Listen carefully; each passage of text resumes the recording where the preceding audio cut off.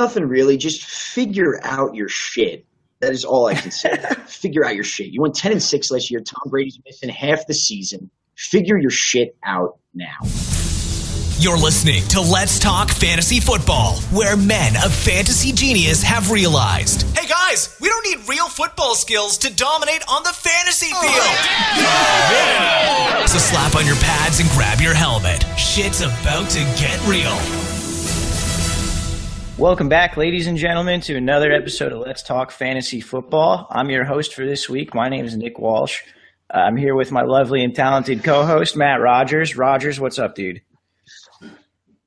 What's going on, Walsh? I wanted to ask you a question, by the way, when listening to Schreck and Vinny's podcast the other day. He said that Vinny was his favorite of all the podcasters. Has he told you that before? Dude, he has. I think he's told everybody that before. Yeah, he's like the rock band that goes to every city and is like the one night he's like, New York, you're the best crowd we've ever played in front. And then the next night he's like, Cleveland, you're the best crowd we've ever played in front of. Everyone's just like, yeah. It's like you're just pandering, dude. Yeah, and it sells. Whatever. I can't tell if he's a man of the people and he's kind, or if he's a sinister liar and full of shit. But either way, his fantasy analysis is on point. Oh yeah. That's not questioned. That's always good stuff. But yeah, I'm right there with you. So Rodgers, we got some fun stuff for tonight. First, I would like to mention that Let's Talk Fantasy Football is sponsored by No Halftime. No Halftime app isn't your typical fantasy sports service. You get to create one-on-one fantasy matchups, and you can use the code LTFF for a free sign-up bonus. So as I was saying, we got a lot of good stuff tonight. We're going to go through the two AFC East teams that Vinny and Schreck did not cover the other day, which are the Bills and the Jets. We got lots of Rex Ryan to talk, so that's always fun. And then after that, we do have an interview that Schreck did with Scott from fanpicks.com, which fanpicks.com, we'll get into them a little bit more later, but they're a daily fantasy site that I'm probably going to be playing on a decent amount this year. So Rodgers, I guess without further ado, should we get into those Buffalo Bills? Yeah, man, let's start it off with the Bills. All right. So I mean the obvious place to start here is with Tyrod Taylor, the quarterback. It does look like he's their guy moving forward, which is interesting. And we know that one, he's got a ton of arm strength. He's a great running threat. Tyrod was a guy that I talked up a lot last year. And he had his weeks. He was pretty good. He finished, I believe, at quarterback 16. And and this year he's going currently at quarterback 19. What are your thoughts on Tyrod Taylor this year? Well, last year, I mean, the story with Tyrod Taylor was that not crazy high ceiling, but a very high floor, right? I mean, he was pretty consistent. He had 20 TDs passing, 6 interceptions. So that's a pretty good ratio. I mean, that's better than the next quarterback we'll talk about who had a career year. So he's pretty efficient.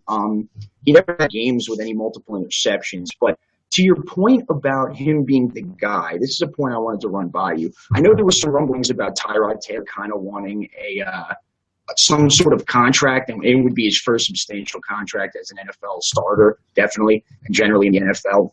And the Bills kind of balked on that and didn't sign him.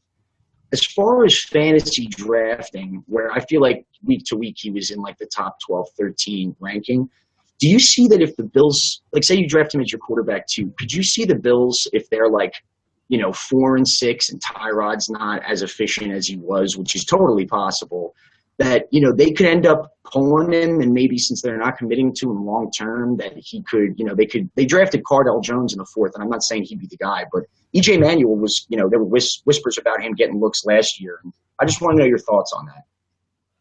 Yeah, I mean, I see where you're coming from. I'm not sure that I would worry about it too much in terms of fantasy, particularly because he's going so late that he's a guy that you can have no qualms about dropping at some point, But it's that's true. It is an interesting thing to think about. There is let's see, I found an article on Fansided here that says Tyrod Taylor negotiations headed in the right direction, whatever that means. So, that sounds like there was a slow news day more than anything else to me. But yeah, no, I do know, I do get where you're coming from in terms of the risk of him potentially losing a job if they don't come out playing well. I still haven't really decided if he's a guy that I'm going to target in my drafts this year. But again, it's not really something that we need to have a hard stance on at this point, just because of how late he's going. I think there's a good chance that he'll that he'll end up on some of my teams, but it'll be interesting to see. I don't know what else do you have anything else about Tyrod? I mean, again, I think his max right now, especially if drafted, is like if you rock into like mediocre quarterback range. I probably won't own him unless he goes undrafted and like I pick him up for the season, like starts like in that week one range. But again, like he's a safe guy. I mean, he only had 2 games last year with less than 5 rush attempts, which you love, but he never had more than 300 yards passing. And like he makes Sammy Watkins good, but there's not a lot of options on that team with Sammy Watkins, who we'll get into in a second, banged up. That there are question marks, but like you said, he's in that low end of your draft range. Yeah, definitely. There's a lot of safety there. You are correct in that. So let's go to the run game real quick. And they have LaShawn McCoy, who's currently going 10th pick in the 3rd round. That's in a 12-team PPR mocks. And then he's running back 14 off the board. We also have Carlos Williams, who supposedly like gained weight when his wife or his girlfriend got pregnant, like the sympathy weight, I guess they call it or whatever. And he like showed up to camp overweight, but he's now like working to fix that. I don't know. That's weird. But anyway, he's going 8th round, 4th pick, running back 35 currently. They also do have Mike Gillislee and Dan Herron still on the roster, who we've seen briefly be relevant in past years. And then they drafted rookie Jonathan Williams in the 5th round, so he is there as well. But let's start with McCoy. What are your thoughts on one, his current price, and just in general his outlook for this season? I mean, I think the price is fine. I think going into the season over the past few years, this is the most clarity you have on McCoy, at least for now, preseason. There's always been like injury problems or obviously team changes. But I feel like last year the discrepancies, or I guess the skepticism you had about him, were justified in the sense where he got a bunch of carries, over 200, and but only 3 TDs. I mean, the guy only had 9 carries inside the 10. That's not something that, Rex Ryan given a guy like Carlos Williams or, some sort of power back the ball inside the 10 and 20 is something we've seen, all of Rex Ryan's coaching career. So I think that's something you can count on. I mean, his value's higher in PPR, obviously. I'd probably take him as my running back 2 in a PPR draft, definitely, or even 1. But I just think once they get the ball in the red zone, especially with Tyrod and the ability to run, I don't think he sees the field much. And that was kind of the story on him last year. Yeah, absolutely. I'm right there with you. I think his value is probably about right because they're like we can make the argument that he's not going to get red zone carries or that he's not going to get 100% of the snaps at running back, but every running back in the league basically has some sort of hang up like that. So we know McCoy's talented. We know he's going to get work in the passing game. And it's about right in the 3rd round there for him. I like Carlos Williams, I think, as long as he continues going where he is. But sorry, go ahead. You were going to say something else about McCoy? Well, no, it was kind of on that path that Carlos Williams, secured a place in that offense, whether he gained 30 pounds of baby weight or not. And, he got a lot of touchdowns. McCoy is always going to be that injury risk, even if there's no talk about it going into the season. I feel like they're going to want to keep him healthy. And the biggest indication of that and towards Carlos Williams' value is a guy like McCoy, who's a factor back and at one point was like the number 1 overall pick, only had 11 carries on 3rd down last year. And that to me is alarming and kind of seems like that's something that Rex Ryan wants to stick to. Yeah, so I like Carlos Williams. Yeah, that makes a lot of sense. Carlos Williams is one of those guys where, like you said, McCoy has been injured in the past. Like last year, he it was leg injuries as well. So those are huge for running backs.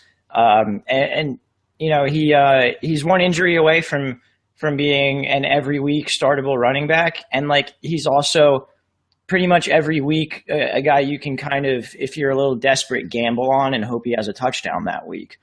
Which, we don't like to do that, but sometimes you just have to do that based on bye weeks and whatever other roster crunches that you have. So Williams, where he's going as well, it feels like a nice value to me, and feels like a guy who I would potentially take in that range, maybe a little bit higher. He's, just for comparison's sake, he's going right after guys like Chris Ivory and TJ Yeldon. He's going right before Theo Riddick, Arian Foster, Charles Sims, Rashad Jennings. So that feels about right to me in terms of value. Definitely. I would like to mention. Sorry. Yeah, go ahead. Oh no, sorry. Go on. If it's about Carlos Williams, please. No, I was going to talk about Jonathan Williams briefly. Oh, okay. Really, really quickly, I was going to say, if you take McCoy in the third round of your draft, right? And you're saying his ADP is in the 8th round and you would take him there or maybe a little higher.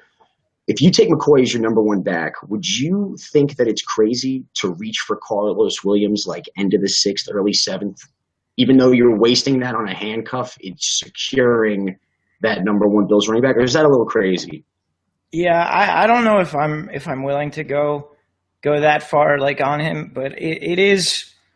I mean, I see where you're coming from because you do lock down basically the Bills' run game for the season, which is probably a pretty decent run game to lock down.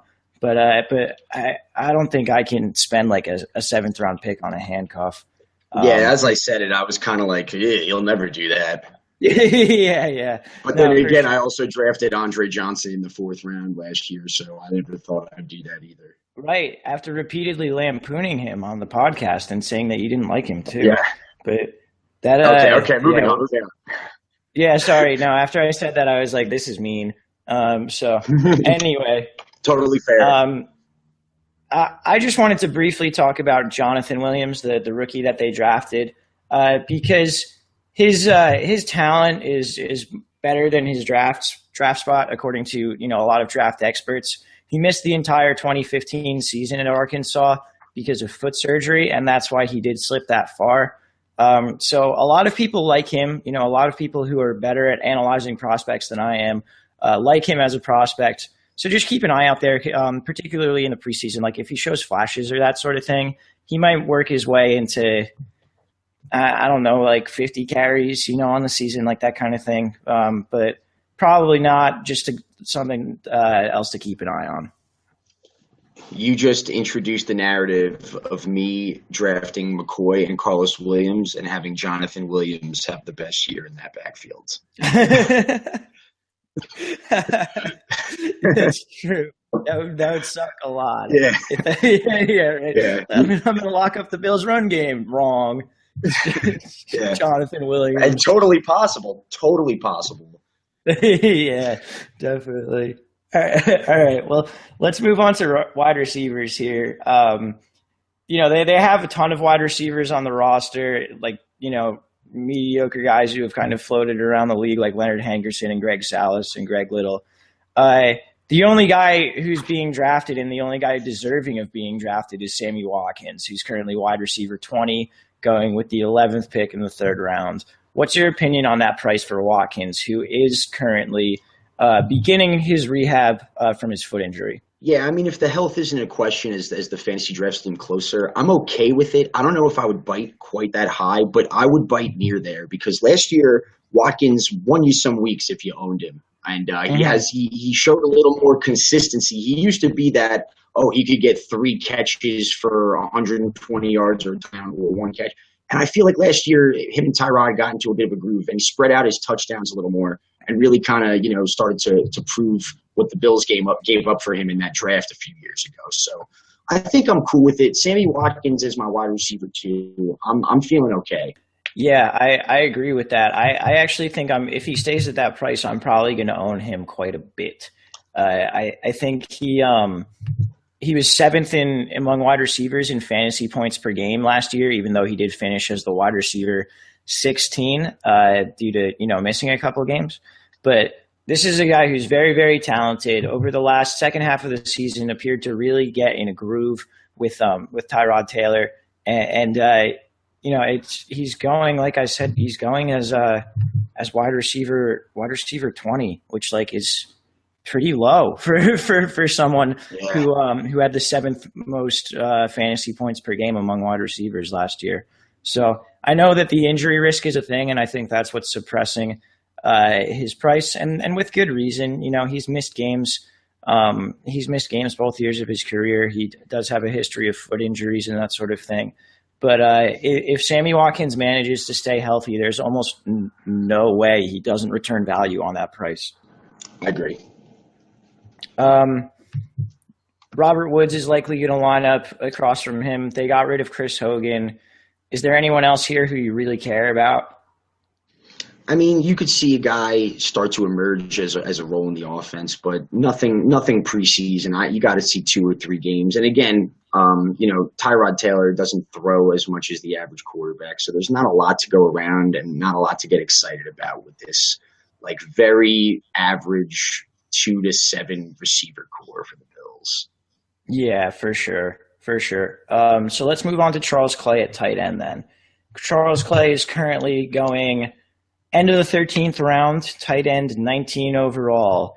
I feel like the only opinion you can really have on Charles Clay at this point is yeah, sure, he's probably worth it there. It's I don't know. Yeah. I mean, tight end 19, sure. I mean, I'm surprised there's 19 tight ends getting drafted in the drafts for the most part. But I mean, it may, I personally wouldn't touch it. I mean, again, the point of Tyrod not having a lot to go around. There's been beat reporters saying that the Bills want to get more, get him more involved in the offense, but whatever. I'm not counting on that. Of course you do, but I'm not drafting Charles Clay. He's tight end roulette all the way. Yeah, absolutely. He did miss a couple games last year. He averaged about 6 targets per game when he was healthy, which isn't terrible for a tight end. So it's one of those situations where if you wind up in the 13th round and you're like, oh, I don't have a tight end on the roster. Yeah, sure, Charles Clay, fine. But yeah. Anything else on the Bills, or should we take a quick break and then move on to the Jets? I mean, Bills defense is always good. I mean, we don't really talk about defense much on here, but they should be, expected to be one of those draftable defenses again.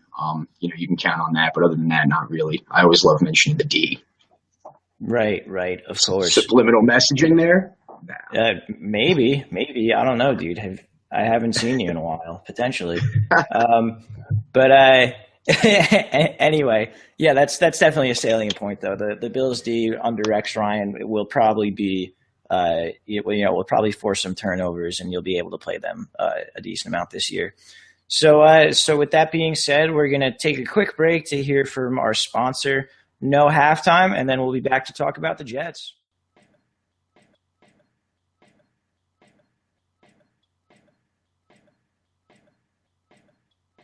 You're staring at your weekly fantasy opponent and thinking to yourself, I would love to challenge just one of his players, not his entire team. But your fantasy sports service doesn't allow you to. Now you can on the all-new No Halftime app. The No Halftime app allows you to create individual challenges using players or teams. For example, you could pit Beckham versus Brown, Cam versus Rodgers, or even Ezekiel Elliott versus AP. Creating a challenge takes seconds, and accepting challenges is even easier. No Halftime challenges can be private or public and created for the NFL, MLB, NBA, NHL, PGA, and other sports. Join today and get started. Real money and fantasy supremacy awaits you. And now you can also try No Halftime for free with $0 challenges. Visit nohalftime.com for more information and to download the No Halftime app for your iPhone or Android device. Receive a bonus by entering in the promo code LTFF at sign up. Receive a free t-shirt when you make a deposit. No Halftime, where the fantasy sports season never takes a break. Why did I say it that way? It's so stupid. Anyway. Really cool app, by the way. No Halftime is cool. I'm definitely going to be playing that this year. It's unique, and the interface is really cool and, user friendly. You should check it out, everyone. We tell you every time, but I definitely like it. Yeah, absolutely. And as we said earlier, you can use that code LTFF for a free sign-up bonus as well. So let's get on to the Jets. QB situation. Ryan Fitzpatrick does not have a contract. Geno is currently the starter. He's not getting drafted. Should he be? This is like the big question of the whole offseason. Is Geno going to start? And how's it going to affect their offense? So, Rodgers, those questions. Answer them. Oh, man. It's funny. It's funny because the Jets can't answer these questions, but we're going to try to. The whole offense obviously hinges on this quarterback decision. I know we're going to get to the wide receiver core, so I won't get into that yet. But, Geno can't be drafted. Again, am I saying he's going to be as bad as the small sample size we had last year and the year before with, Chan Gailey and this new look wide receiver core and run game? I don't know, but you're certainly not going to draft it. He's quarterback like 25, hopefully, to me at best, if he's the starter, only because of the players around him. Yeah, I definitely get where you're coming from there. I think he's a streamer this year if he's going to play, because I'm of the opinion that Ryan Fitzpatrick is not spectacular, but Ryan Fitzpatrick was QB 11 last year.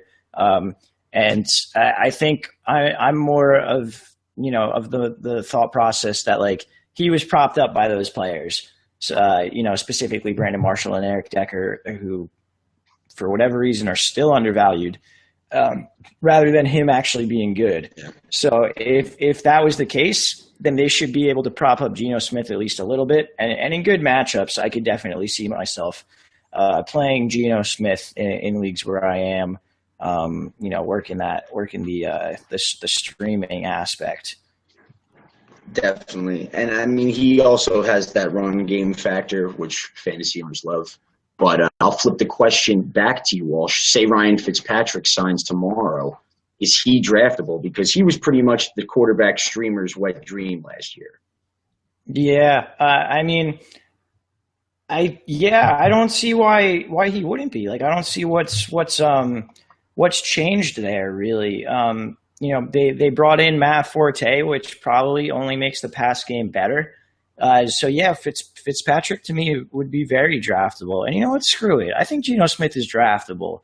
At the end of the draft, I think you can take Geno Smith. Because I'm kind of going back on my argument if I say Fitzpatrick's draftable and Geno's not. Yeah, screw it. You can draft both of them.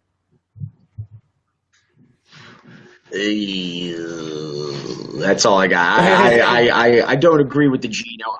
I get your thought process, and especially as far as matchup-based quarterback plays, you're one of the better people I know at that. So I'll take your word for it. But I wouldn't touch it with a however long foot pole. I don't know what the phrase is. In the Grinch, he says 39.5 foot. I think I know the actual one is 10 foot. Okay.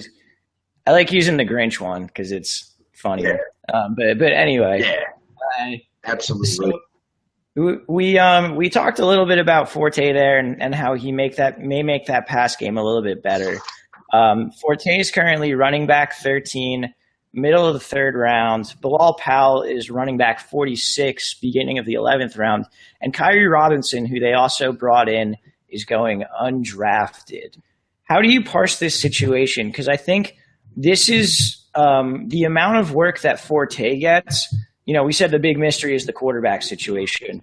But really, in terms of deciding where the production goes in this offense, the amount of work that Forte gets, both as a runner and a pass catcher, is the biggest mystery to me. Yeah, I second that totally. There's almost 250 carries that Ivory had that have walked out the door, and but Forte, as we've said before, is on the wrong side of 30. I don't think I'm willing to value him where he's being valued currently because I think there's a huge risk. We've seen Kyrie Robinson vulture touchdowns. Forte was a little banged up last year, and Bilal Powell's long tenured in New York. But that's a little pricey for me. I think he's more of like a running back to flex play. I don't know if you agree. For me, it's probably low, and I'll never get him. But oh yeah, I don't think I'm going to own Forte anywhere if he stays at that price. It's just too much to pay for a running back in a new situation. Who we don't know how he's going to be used. He does have almost 2,700 career touches, and he's 30 years old. Like, that's a lot of work. Forte is one of those guys who in his peak years in Chicago was getting like 90% of the running back touches. So it's like, this is a guy who's seen a lot of work in his career. He's 30 years old. The Jets seem to like Bilal Powell a lot for some reason. Like, they always talk about how they need to get him on the field more, which, like, I guess he must be one of those players who, like, coaches are like, he does all the little things right, you know, because, like, he's really, really just, like, whatever in terms of, like, his production and whatnot. But they seem to like him. They did bring in Kyrie Robinson as well, who we've seen do very well in terms of getting goal line work in New Orleans. So that's another factor with Forte where I don't think he's going to get any goal line work. But yeah, I can't see myself drafting Matt Forte. I can definitely see myself taking those flyers on Bilal Powell and Kyrie Robinson very late. What do you think about those guys? I like Bilal Powell late, especially in PPR formats.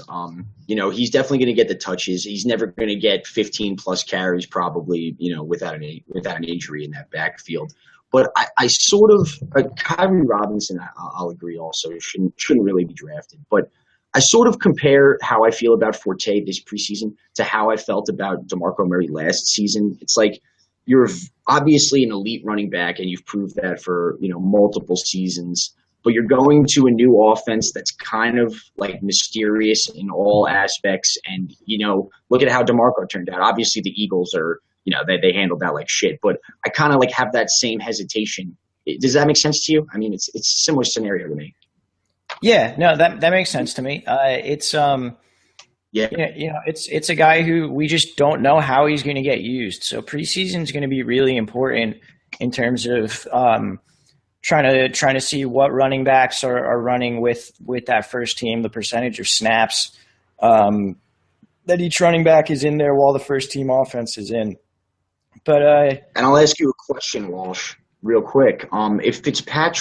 Whether Fitzpatrick, say he doesn't sign at all, does that help, hurt, or does not affect Forte's value to you?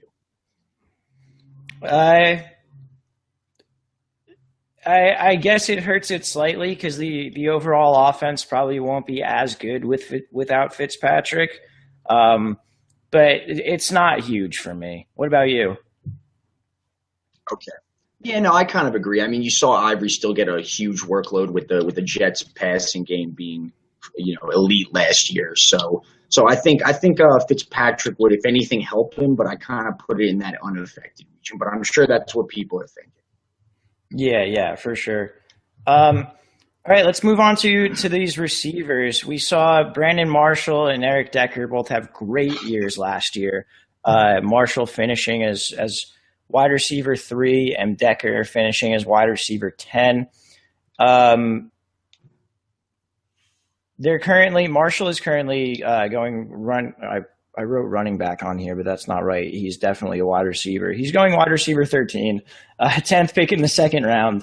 And Decker's going wide receiver 29, second pick in the 6th round. They also have Devin Smith, who will likely get a little bit more work this year. Quincy Enunwa and Kembrell Tompkins are both there, but they definitely don't matter. Are you in on Marshall and Decker this year if Geno's the quarterback? I mean, they were obviously monsters last year. I don't think Decker had a single-digit game, and Marshall was a beast. I kind of get it a little bit that people are hesitant because, you know, there's a lot of good receivers. We talked about Sammy Watkins being 20. The way I look at it is it's a situation where if Geno's the quarterback, I don't doubt that one of them will have a very good game. But I don't see Geno Smith having a lot of 300-yard, like 2 or 3 touchdown games necessarily, especially right off the bat. And I think navigating through who those that one touchdown Geno throws, or who's going to get the 100-yard game, could end up screwing a lot of people. And I think that hesitance on drafting them, Decker is third-round value, second-round value that if Fitzpatrick was there, I get that a little bit. I mean, you could end up getting a huge draft value like both of them were last year when people doubted them. But I understand it. Okay, that's fair. I don't think they're going to repeat that same performance as last year. One, because the quarterback, the whole quarterback issue, and then also with Forte coming into that offense, like Marshall and Decker combined for over half of the team's targets last year. They combined for 305 total targets between the two of them, which is insane. So with Forte coming in, if he's used in the passing game, that's likely going to decrease the amount of targets that go to those two. Also, if Devin Smith is used a little bit more in his second season, then they'll probably just naturally both see a little bit, slightly fewer targets. But man, I think they're both values. Like Decker's going behind guys like Jordan Matthews and like Alan Hearns, Manny Sanders, even like Jeremy Maclin. Like I'd take Decker over him. Kelvin Benjamin is wide receiver 18. How stupid is that? Sorry, that's completely aside. It doesn't have anything to do with the Jets. But I think Decker's a wild value, and Marshall as well at wide receiver 13 is. If I can take him there, I'm very happy with Brandon Marshall there.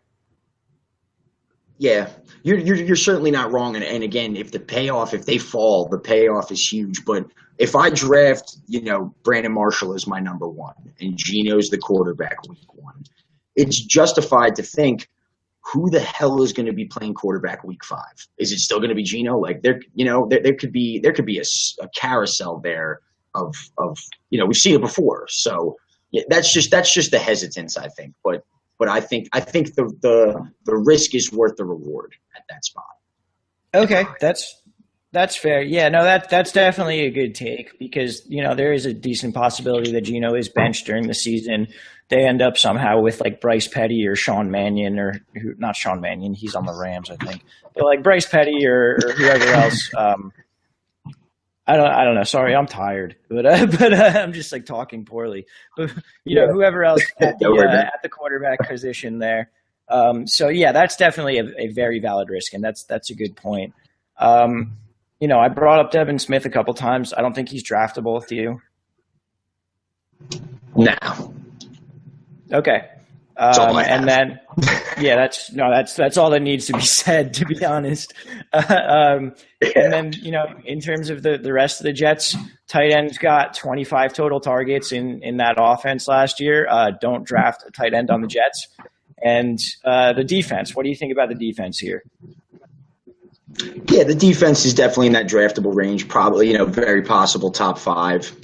Could end up being streamed. And again, I'm not sure how the AFC East schedule looks, but everyone's going to be eyeing up the Patriots games if Tom Brady misses. I'm not sure what the Jets schedule is, but with him not there, there's some good matchups for them.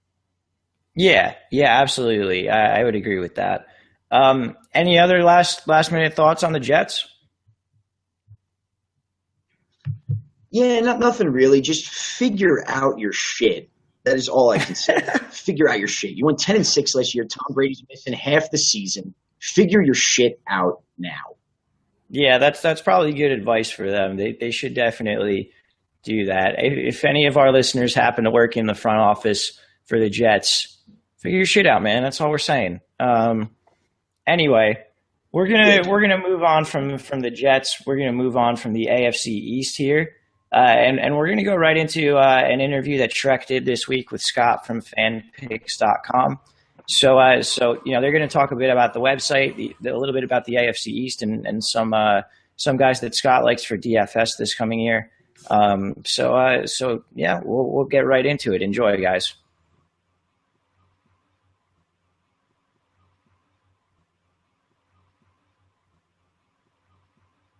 All right, ladies and gentlemen, so on the phone with me today, I have Scott from fanpicks.com. He is the director of sports content, and he's here to tell you guys about some great things. We're going to talk about the AFC East, keeping with our weekly tradition here of breaking down the divisions. And Scott, thanks for joining me. How you doing today? I'm doing fantastic, Nick. Thanks for the time. Looking forward to talking about some new innovative products and the AFC East of all things. Yes, this AFC East. It, particularly, we're based out of New Jersey, so it always strikes a chord with fans here. But first, before we get into the AFC East, let's talk about fanpicks.com. Why don't you tell us a little bit about you guys, what makes you different, and why everybody should check you out? Oh, we have a ton of innovative products. Unlike our competition, we think way outside the box. We do have your standard salary cap games, but we have come up with products that are just so unique. The first one of those products would be like the point spread product.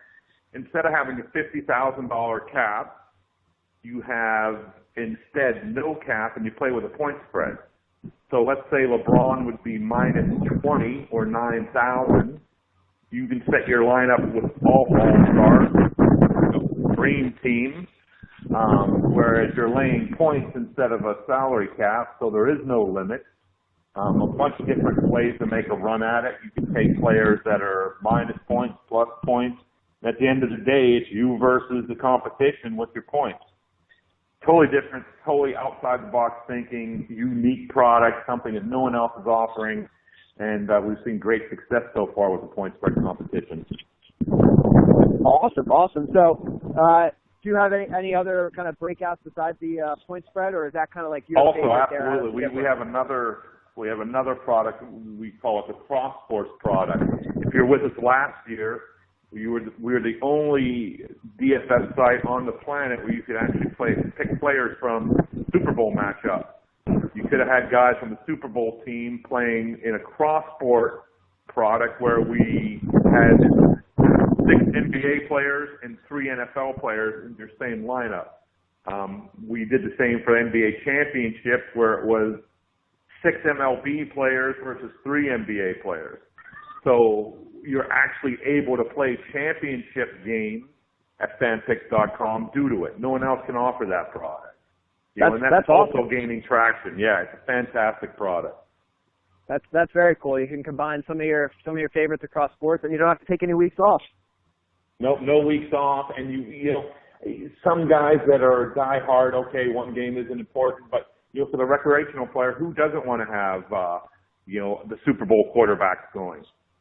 Absolutely, and when you have something on the line, it's always a little more fun. You're into the games and watching different aspects of it, so it keeps you involved. I know that's kind of the feedback we got.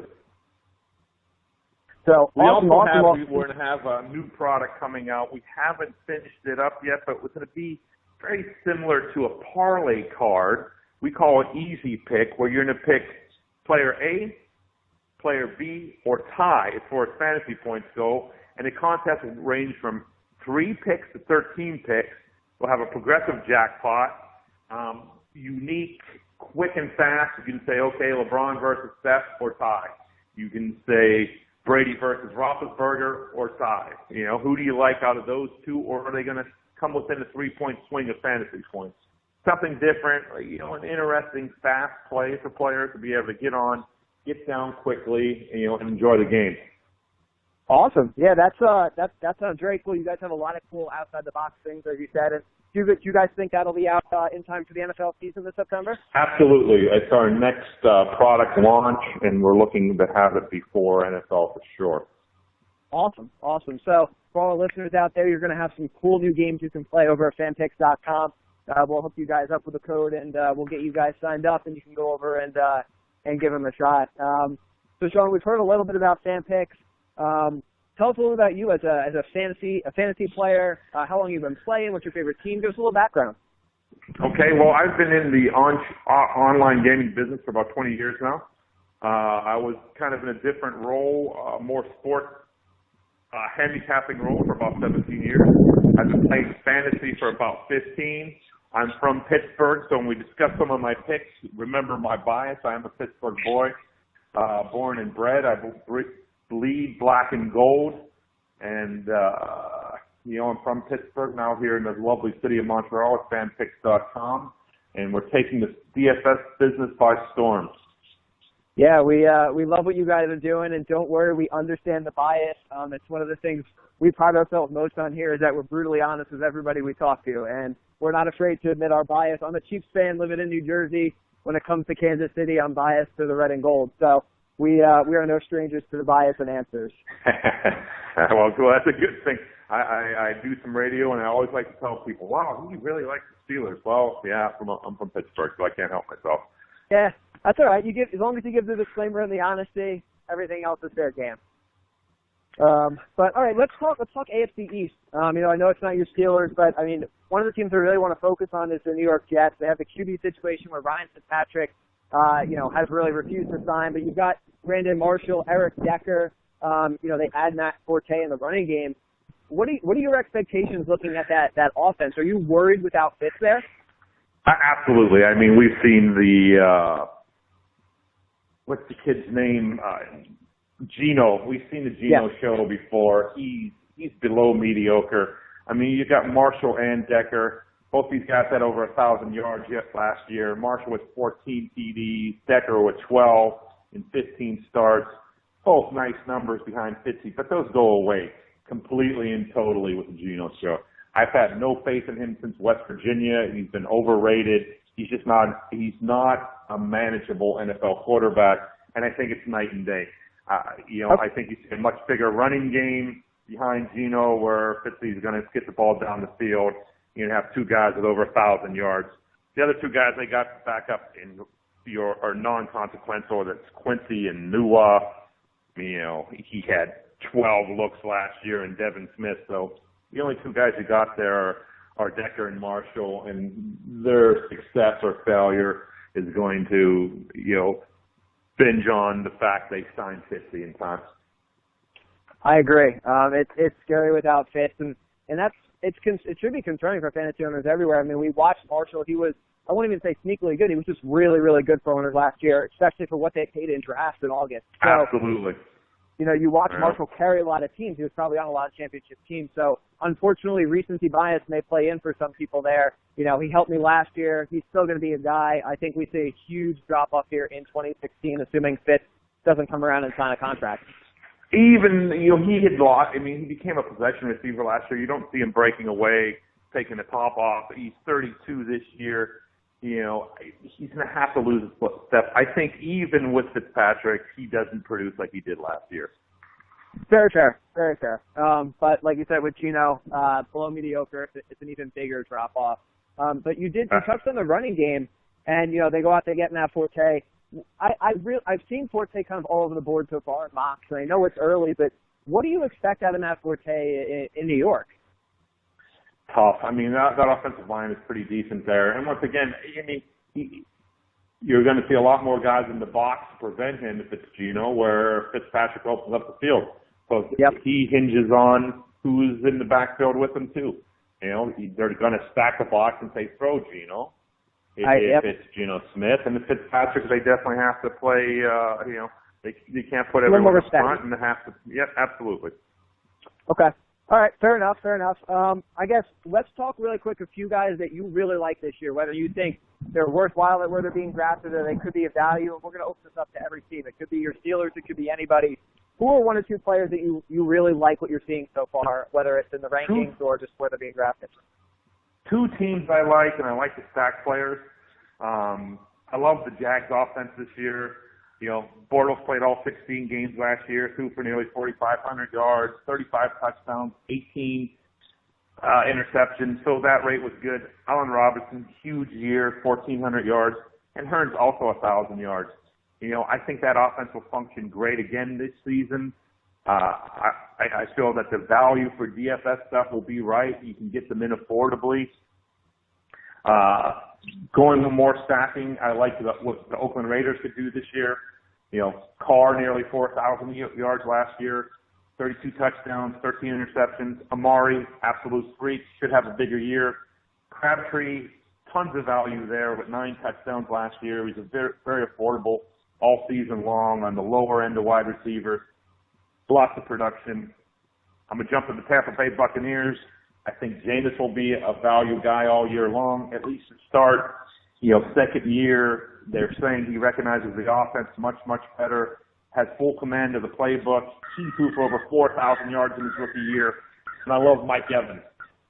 Over 1,200 yards. He's 6'5", 231. If those guys can get going with Winston, that stack could be giant all season long. All right. Yeah, I love it. I was a big Allen Robinson guy last year. I was called crazy for believing, and it clearly worked out. So I'm with you, definitely on the Jaguars for sure. On the flip side, is there a team or a certain player or two that you're right now you don't want any part of going into the season? Well, I wouldn't say any part of it.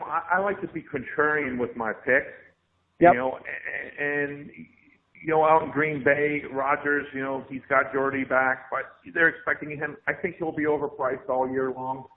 Yep. And being a contrarian, I would try to keep away from him. Okay. Everyone's going to have him in their lineup. I'd like to throw a little Pittsburgh bias. I think Sammy Coates has a fantastic season this year. 6'1", 212 is going to be a red zone target for Ben. I guess they think everything out of training camp. I've heard this kid is a super athlete, and he's definitely going to see a bunch more time with Martavius on the bench all year. So I like Sammy Coates from Pittsburgh as a value play too. All right. Well, I can't disagree with any of it. I mean, again, you're the DFS expert over me, so we'll keep an eye as things progress through the off season. But I do want to thank you for taking the time to jump in here with us. We talked obviously about fanpicks.com. We talked about some of the guys you like, some you don't, and the New York Jets, which we know strikes a chord here with some of the fans on the East Coast. And we thank you for some of your Steelers bias. As always, that is the name of the game here at Let's Talk Fantasy Football. Scott, thank you for your time, and we will have you back on as we get closer to the season. Hey, Nick, thank you very much. And everyone listening, please come and check fanpicks.com out. We have innovative, exciting products. We're growing every day, and this football season will be fantastic. Give away a lot of money and prizes, so come on down and catch some tickets. Scott, thanks for your time. Listeners, we will be coming at you with a promo code to get you onto fanpicks.com. That was, again, an interview with Scott from fanpicks.com, which is a daily fantasy site that I'm going to be playing on a decent amount this year. I plan on upping my general volume in DFS this year, so might as well throw some of that onto FanPicks as well. Rodgers, we leave the Timmy treat of the week for Don, who unfortunately couldn't be here tonight. But you said you had a candidate, you think? Yeah, I had a candidate. I mean, he's been in the news for a lot worse things, but I just think this is slightly ironic and funny. I'd like to shout out the Timmy treat of the week to Johnny Manziel, who for once was on the wrong, or I should say for once on the right side of a police investigation on the side of the highway. He recently, yesterday, witnessed a hit and run and called the police as an impartial witness to report it. So Johnny Manziel, I know Timmy treat of the week is sometimes like a ha-ha, but it is sort of funny that in order to better your opinion, you now are starting to call the cops on other people. Good job. Yeah, way to be, Johnny. We're proud of you. So anyway, that's if you guys missed the podcast from earlier this week talking about the Patriots and the Dolphins with Vinny and Schreck, go back and take a listen to that. There's a lot of good information there. And then next week we're going to move on to the NFC East. So same format where we'll have 2 podcasts next week, each one going through 2 teams, and make sure to keep an eye out for that coming down the pipe. You got anything else? Oh, also we're going to have an interview with Bruce from NoHalftime.com, our good old sponsor, as I stupidly said earlier, or great old, I don't even remember. But anyway, we're going to have that interview. Rodgers, you got anything else for this week? Yeah, I mean, just mock draft season is upon us. Get on those computers at work. Don't do anything productive and overthink fantasy decisions as we all always do. It's time. Yeah, dude, you are definitely not wrong. Don't do work at work. Do fantasy football at work. That's our life advice. And the Jets, get your shit together. That's also our life advice. All right. So with that being said, thank you guys again for tuning in, and we'll catch you on the flip side.